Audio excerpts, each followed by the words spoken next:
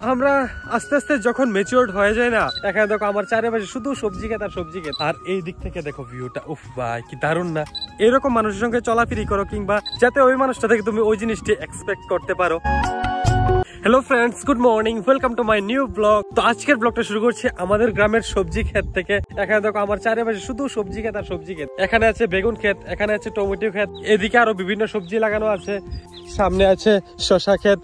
আর এখন দেখতে পারো সময় সকাল 7:04। আর সত্যি বলতে সকাল সকাল এই জায়গায় এসে না মানে এত ভালো লাগছে। মানে দেখো এইদিকে শুধু চারিদিকে চাইলে শুধু সবজি ক্ষেত আর সবজি ক্ষেত। আর আজকে সকালের ওয়েদারটা দেখো না কিরকম জানি মেঘলা মেঘলা হয়ে আছে, যেরকম লাগছে খুব জোর বৃষ্টি হবে। দেখা যাক কি হয়। ভাই বৃষ্টি আর ভালো লাগে না, কারণ বৃষ্টি আসলে চার্জ ফার্জ থাকে না ফোনে, বাড়ি থেকে বেরোতে পারি না, তাহলে ব্লগ করবো কি করে। আর এই দিক থেকে দেখো ভিউটা, উফ ভাই কি দারুণ না। তো চলো এখন সামনের দিকে যাই।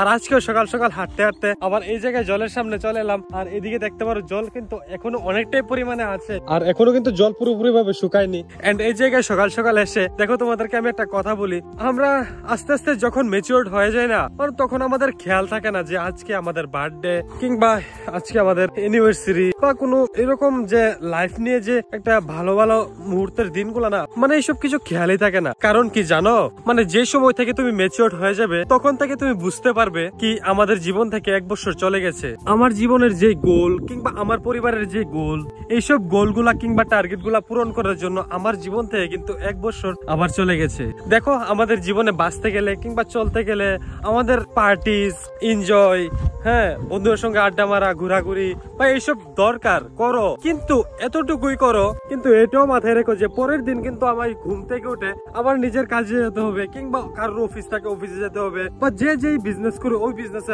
আবার যেতে হবে। জীবনে যতই আনন্দ ফুর্তি করো না কেন, পরের দিনের চিন্তাটা কিন্তু মাথায় থাকতে হবে। হ্যাঁ, যা জীবনে করার করো আনন্দ ফুর্তি, কিন্তু এটাও মাথায় রেখো যে পরের দিন আমাদের কাজেও লাগতে হবে। তো এটাই সকাল সকাল তোমার সঙ্গে কিছু কথা শেয়ার করলাম। আর এদিকে তো ভাই জল কমার কোনো নামই নেই। দেখো আবার কিন্তু চলে এসেছে বৃষ্টি, তোমরা দেখতে পাচ্ছ কিনা বুঝতে পারছি না, কিন্তু এদিকে সকাল সকাল এসে আবার চলে এসছে বৃষ্টি। মানে কি বলবো ভাই, দিনের অবস্থা এরকম খারাপ সিচুয়েশন হয়ে আছে না, মানে কোন সময় ফটফট করে বৃষ্টি চলে আসবে, কিন্তু কিছু করার নেই। এখন চলে এসেছে বৃষ্টি, এখন আমাকে দৌড়ে দৌড়ে যেতে হবে বাড়ির দিকে, কারণ ভাই এই বৃষ্টির মধ্যে ভিজলে আবার কিন্তু শরীর খারাপ হয়ে যাবে। তো বৃষ্টি এসে পড়েছে, আর কি আর করবো, চলো তাড়াতাড়ি বাড়িতে যাই। ও ভাই, তো দৌড়ে দৌড়ে ওই জায়গা থেকে এদিকে রাস্তাতে দৌড়তে দৌড়তে এদিকে চলে এলাম। এখন দেখি এসে এই জায়গায় বৃষ্টি শেষ। আর এদিকে একটা খুব সুন্দর দৃশ্য দেখতে পাচ্ছি। দেখো মেঘ থেকে সূর্যটা কিরকম ভাবে সূর্যের আলোটা নিচের দিকে বের হচ্ছে। উফ ভাই কি দারুণ লাগছে না। তো চলো এখন বাড়িতে যাই, বাড়িতে গিয়ে ফটাফট যা যা কাজ আছে সবকিছু কমপ্লিট করি, দেন তোমার সঙ্গে হচ্ছে কথা। এখন তো বাজে বিকাল 4:31, আর এই জায়গায় আসলাম এখন সানসেটের ভিউটা দেখতে। আর আজকে বিকালের সানসেটের ভিউটা দেখতে পারো কিছুটা এইরকম হয়ে আছে, মানে কিরকম জানি মেঘের মধ্যে সূর্যটা ঢুকে আছে। তো এইরকম আজকে বিকালের ওয়েদারটা, আর এদিকে সানসেটের ভিউটা তোমরা দেখলেই, তো এরকম হয়ে আছে। তো দেখো তোমাদেরকে আমি একটা কথা বলি, দেখো আমার ব্লগে কিংবা আমার জীবনে তোমরা হয়তো বা অনেকেই লক্ষ্য করছো যে আমার সেরকম কোনো মানে পার্মানেন্ট কোনো বন্ধু নেই। তো দেখো আমি সে মানুষের লেগেই বন্ধুত্ব করতে চাই, বা সেই মানুষটা আমার বন্ধু হোক। আমি চাই যে আমার বিপদে আপদে সবসময় আমার সঙ্গে থাকবে।